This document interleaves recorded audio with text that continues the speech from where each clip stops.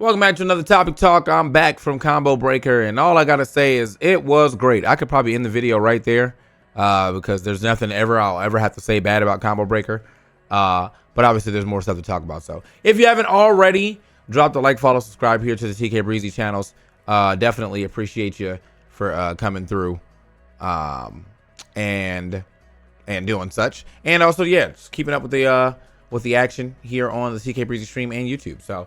All right, up first, let's talk about some of the smaller news quick, and then we'll get into Combo Breaker. So we'll go like reverse order. All right, up first, bro. Did you guys know, if you're like a Super League fan, right? If you're like, damn, League is probably the best game I've ever played in my entire life. What could I do to honor such a great game?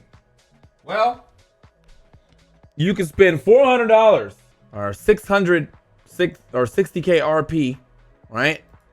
For the full Ari collection. So this guy says, I will not comment so I don't go to jail. Understandably so. But you get Risen, Immortalized, and Signature Ari skins. Signature Ari skin upgrades Faker's signature model, Control 5. Faker's structure finisher. Final boss Faker title. Signature Immortalized border. Signature banner. Signature splash art. Immortalized League of Legends or Legend Collection. 100 pass levels. Risen Legend LeBlanc Paragon Chroma, SKT1 Zed Rise Sindri Paragon Chromas, and exclusive icon and emote. All for the low price of, how much is 60K Riot Points? $461. Now there's probably one of those things where like you get extra Riot Points for there's like probably a bundle where you can buy enough where you get extra Riot Points, so you probably won't spend exactly $461. But it's definitely up to the upwards of $400. So, yeah, bro. If you really love League, you know what I mean?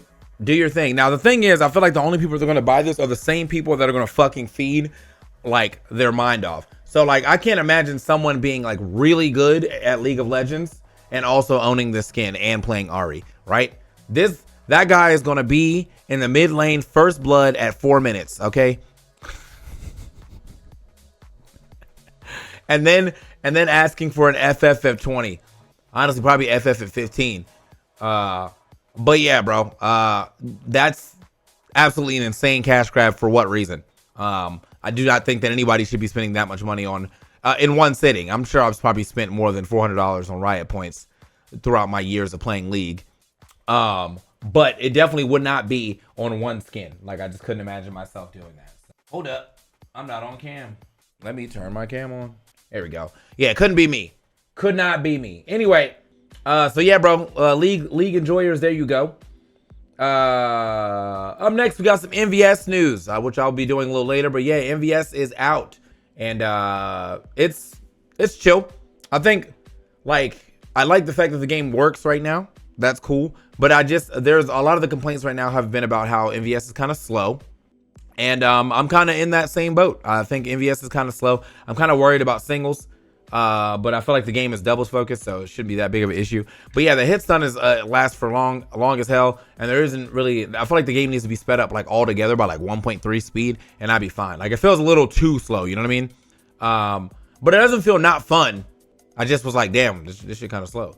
So we got Multiversus launches a glitchy but grand entrance. Multiversus officially launched amidst of excitement and technical issues. Players and influencers share their experiences on social media, with some praising the game's features like Battle Pass and Rift modes, while others criticize slower gameplay and server downtime. Despite the mixed reaction, the launch was significant for the gaming community, with many expressing enthusiasm for the game's potential. So yeah, I think that's where we're at right now. It's working fine for us. That's crazy. I think that's kind of where we're at right now for a lot of people. Like, you either kind of like the game because they've added cooler stuff and they made it more of a game instead of like a competitive experience, or you don't like the game because it's slow. And yeah, maybe that's something that speeds up as we get top players. Because I mean, if you play Brawlhalla as a low-level player, that game's kind of slow too. But when you get into high-level Brawlhalla, they be moving like shit. So that game in itself, like, the mechanics make it kind of inherently slow if you're just like not doing anything advanced. But we don't even know if there is advanced techniques to really bring it to a speed that's higher and I guess more acceptable to most people. It's definitely slower than the beta. That is like easily seeable. So yeah, that's all I really say about Multiversus. We'll be able to talk about it more after I play a little more of it today, because it's probably gonna be a long stream of just Multiversus. Up next, we're gonna talk about some Momocon, the tournament I don't go to because Combo Breaker exists, and looks like let's see what we got for the top 8.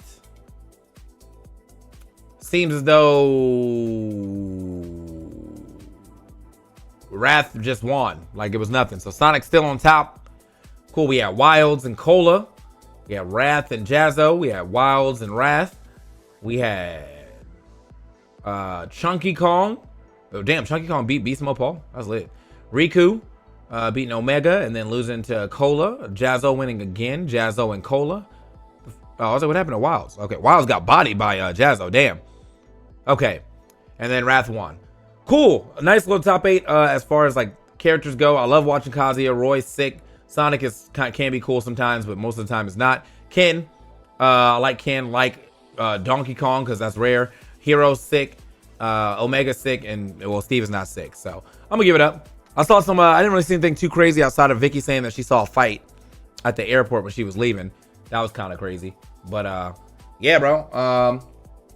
Shout out to anybody who went to Momocon. It's just not for me because I go to Combo Breaker. That's right. Combo Breaker is my jam. And let me tell you why. This year, I didn't do... Normally, if you ever follow me at Combo Breakers, because I went to pretty much all of them except for one. If you ever follow me at Combo Breakers, I usually do like 8 games, right? That's not an exaggeration. Maybe by the sheer number, but I usually do like 3 or 4 games. So, one Combo Breaker, I did Dragon Ball FighterZ, Tekken 7, and Soul Calibur 6. Another Combo Breaker, I did like Smash, Brawlhalla, and Mystery Tournament. Another Combo Breaker, I did like another block of Tekken 7, like probably another block of DBFZ and Smash and whatnot. But this year I did one game, and it was Tekken 8, and it was great. Now, that means I got hired by Bandai Namco directly, or whoever runs the Tekken World Tour. So it's like Bandai Namco official. Bandai Namco's esports tweeted me out and stuff. That was pretty sick. I got to work with Steve and Rip for like not majority, all of it, because what happened was they hired 3 people, and you go on 4-man rotation or 3-man rotations. So you do 4-hour rotations basically. You get on, you commentate with one guy for 2 hours, commentate for the other guy for 2 hours, and then you're off for 2 hours. Now, I was surprised that everybody was able to keep their energy up, because I know a lot of people were like, damn man, 1-man rotations or 3-man rotations on commentary is crazy. And honestly, that's probably the first time I've ever done that, and it may not be the last, because it seems like that's a common thing for Bandai Namco esports, because I remember they did that some other tournament. It was like Iambic, Markman, and it might have been Steve. But yeah, like it's the longest I've ever worked one single event. You know, because I did 8 hours one day, 6 hours another day, and another 4 hours, well, actually 6 hours another day. But I ain't complaining. That shit was lit. I was having a great time commentating with, one, Steve, because that's my guy, but also fantastic commentator, Rip, fantastic commentator. Good to see him back in the booth and whatnot. And but yeah, it was just a good time. Got to commentate some good ass Tekken. Seemed like the community on the Tekken side of things was very welcoming of me. I think there's still got to go through that slight barrier where people didn't know that like I was doing this back in the day, and I've also played all the way through Tekken 7 and also played some Tekken 6. I just wasn't really doing much. I think a lot of people don't know just in general that like I've definitely been a multi-game person. I just really only casted Smash because that was what I like did for the first like 7 years. I didn't really like try any other fighting games to do anything with commentary or like to play in tournament until Injustice 1. Well, Street Fighter 4, but I wasn't good at Street Fighter 4. I was pretty alright at Injustice 1. And then Street Fighter 5 came out, didn't like it that much. Grand Blue came out, that was sick. Guilty Gear came out, I was pretty decent at that. But yeah, when Tekken, I'm always gonna be Tekken first if Tekken is out and about. On the tournament side of things, Combo Breaker is like, if you just like fighting games, that's a wonderful event. The merch is always sick. So I always leave with like $400 extra of merch from the All-State Combo Breaker. This is not from this year, actually. I have a bunch of stuff from this year, but I haven't been wearing it. They had a new jacket. The a new bomber jacket. And, you know, I'm a big fan of bomber jackets and whatnot. The top 8s were all sick. I didn't get to catch most of them, but I did catch the end of Street Fighter 6 with the Lily winning, which was kind of insane because, you know, Lily was seen to be terrible. And then off the first tournament after season 2, a Lily wins. Bro, sheesh. That's crazy. But yeah, no, I was busy. Like, I just didn't have time to really do much. Like, I was off for 2 hours, and those 2 hours I usually ate and like watch some more of the matches that I wasn't commentating and see if there's something I had to talk about later. So hanging out was dope. At the end of the day, I'm sick of you Midwesterners and Malort. That shit is gross. Can we stop trying to push that on people as an experience? We can just drink regularly. We can drink good drinks like a regular human beings, right? What else happened? I think that was pretty much it. I stayed at the tournament the entire time. I stayed on the show floor as much as possible, which is like a major contrast from Smash events.